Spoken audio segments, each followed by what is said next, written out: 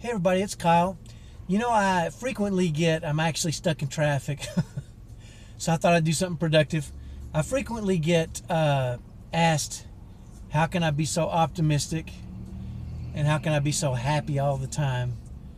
And I want to share with you an experience that I created for myself accidentally that's really led me to a whole lot of happiness. And I'll start by telling you this, that I asked my wife recently, do you ever get kind of sick of my eternal optimism and happiness?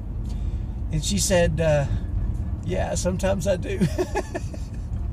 And it just cracked me up, right?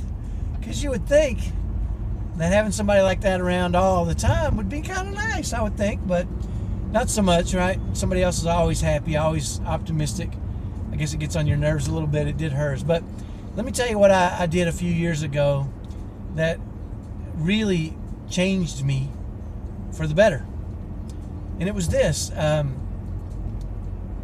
was going to church every week. And you know, sometimes you go to church and sometimes you really feel like you're uplifted and sometimes not so much. I'm just being honest here. Let's be honest with ourselves, right? It's more of an obligation sometimes to our kids than even to us. But I wanted to feel uplifted and I wanted to get as much as I could out of Sunday services every week, because I kind of like, if I'm going to be there, I might as well get everything I can, right? So I thought, well, you know what, I'll do this social experiment and I'll look for somebody in the congregation to write a letter to, and I'll write them a letter of appreciation about something I like about them. And so the first Sunday I was looking around and I spotted a guy who I had heard mention something at one point and I really liked it. So I went home that Sunday and I typed up a letter and I signed it and I put it in an envelope. And the next Sunday when I went to church, I just walked by and handed it to him and walked away. And then started looking for somebody else in our congregation. And every week I did that. And it was interesting, the reactions I got from a lot of the people in the congregation. You know, first of all, that's pretty unusual. And when I first handed it to him, they're like, what is this? I'm like, just read it later.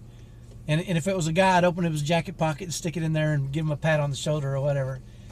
And I had multiple people the following week come up to me almost with tears in their eyes and say, thank you so much. And it affected me. Because I was just telling him I liked him or appreciated something about him, something simple. It didn't have to be dramatic. I just wanted to see really if I could, with very little effort, impact somebody's life on a consistent basis. But what ended up happening to me was pretty powerful, because I started to look for and see so much good in so many people. You know, there was weeks where I couldn't decide over 5 people. So I would write 5 letters.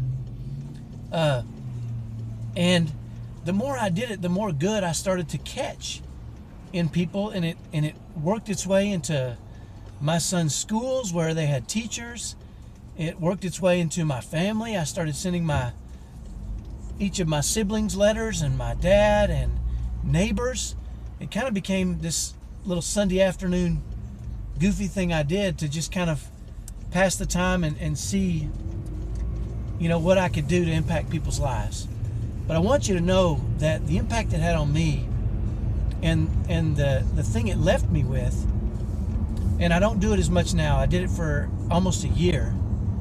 But what it left me with was this overwhelming vision of being able to see good all around me, everywhere I went. And I see it in your comments, and I see it in your reactions to the videos I do. And I want to tell you thanks, because you uplift me with your comments.